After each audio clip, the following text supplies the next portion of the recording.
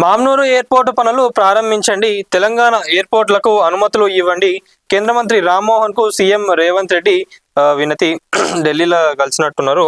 మరి మొత్తానికి అయితే భూసేకరణ ఏదైతే ఉందో మొత్తానికి వరంగల్ ఎయిర్పోర్ట్ ఎన్నో సంవత్సరాల నుంచి ప్రతి ఒక్కరు కూడా కలలు అంటా ఉన్నారు, మన వరంగల్కి ఎయిర్పోర్ట్ రావాలి అని చెప్పి.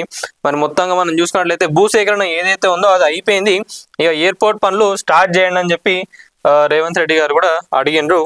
అసలు ఏందనేది ఒక్కసారి చూద్దాం. మరి తెలంగాణలో మొత్తం 4 ఎయిర్పోర్ట్లు తీసుకొస్తారంట. ఒకసారి ఏందనేది చూద్దాం.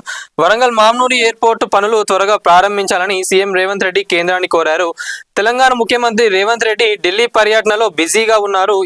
ఇందులో భాగంగా కేంద్ర పౌర విమానయాన శాఖ మంత్రి రామ్మోహన్ నాయుడుతో ముఖ్యమంత్రి భేటీ అయ్యారు. రాష్ట్రంలో 4 కొత్త ఎయిర్పోర్ట్లు అభివృద్ధి కోసం అవసరమైన అనుమతులు, సహాయం కోరారు. భేటీలో మామ్నూరు, కొత్తగూడెం, అంతర్గాం, ఆదిలాబాద్ ఎయిర్పోర్ట్లకు సంబంధిత పలు అంశాలు చర్చకు వచ్చాయి. మామ్నూరు విమానాశ్రయానికి భూసేకరణ పూర్తి కావడంతో అవసరమైన నిర్మాణ పనులు వెంటనే చేపట్టాలని కేంద్ర మంత్రిని సీఎం రేవంత్ రెడ్డి వినతి చేశారు. సో ఇంకున్నదే మాట్లాడదాం. నిజంగా వరంగల్ ఎయిర్పోర్ట్ కనుక వస్తే రేవంత్ రెడ్డి గారికి, అక్కడున్న ఎమ్మెల్యేలకు, పొలిటికల్గా ఎవరైనా కూడా ఒక మైల్ స్టోన్. అది ఎప్పటికైనా కూడా ఇంకా గుర్తుండిపోతుంది. యాక్చువల్గా బీఆర్ఎస్ ప్రభుత్వంలో ఉన్నప్పుడే రావాలి ఆ ఎయిర్పోర్ట్, కానీ ఏమైంది మరి, అది ఎవరు ఎక్కడ మిస్టేక్ చేసిండ్రు, ఎందుకు అంత నెగ్లిజెన్స్ చేసిండ్రు ఏమో తెలియదు. కానీ వాళ్ళు ఏవైతే వర్క్స్ పెండింగ్లో పెట్టుకున్నారో ఆ వర్క్స్ని మంచిగా కాంగ్రెస్ చేసుకుంటూ పోతా ఉన్నది.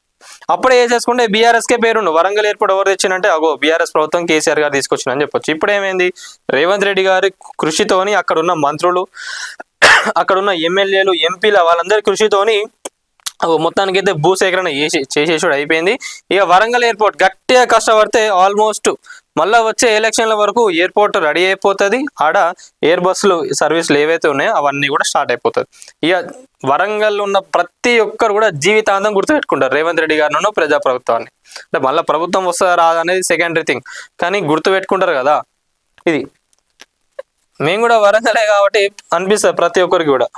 ఎప్పటి నుంచెల్లో అనుకుంటున్నాం, చిన్నప్పటి నుంచి వింటా ఉన్నాం, ఇటు ఎయిర్పోర్ట్ వస్తుందంట, వరంగల్ ఎయిర్పోర్ట్ వస్తుందంట, మామ్నూరు ఎయిర్పోర్ట్ వస్తుందంట, ఇటుకి వస్తే మంచిగా ఎడికైనా పోవచ్చు అని చెప్పి. టీఆర్ఎస్ మన తెలంగాణ వచ్చినాక బీఆర్ఎస్ టీఆర్ఎస్ పట్టుకొస్తా అనుకుంటే మరి వాళ్ళు అయితే ఎవరు చేయలేకపోయినారు. సో ఇక ఆదిలాబాద్ ఎయిర్పోర్ట్ విషయంలో కూడా అదనంగా 249 ఎకరాల భూమి కేంద్ర ప్రభుత్వానికి సిద్ధంగా ఉందని సీఎం తెలియజేసిండ్రు.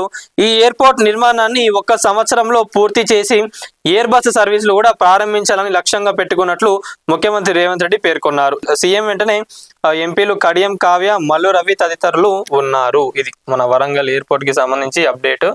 వెంటనే ప్రతి ఒక్కరు కూడా ఇంట్రెస్టెడ్ గా ఉన్నారు. దాని చుట్టుపక్కల ఎవరెవరు ఇంకా ఏమేమి బిజినెస్లు పెట్టుకోవాలి, ఎట్లా అక్కడ రియల్ ఎస్టేట్ చేయాలి, వన్స్ ఇక ఎన్ని సంవత్సరాల నుంచెల్లో ఇప్పుడో కావాల్సింది కానీ కాలేదు.